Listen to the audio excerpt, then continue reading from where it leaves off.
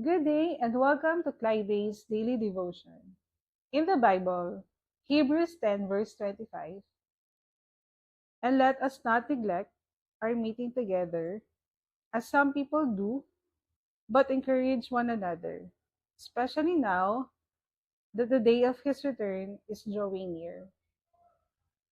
There are days when you feel tired, busy, or distracted, but God uses gathering, worship, and fellowship to strengthen our hearts when we remain connected to Him. And to His people, we are reminded that we are not carrying life alone.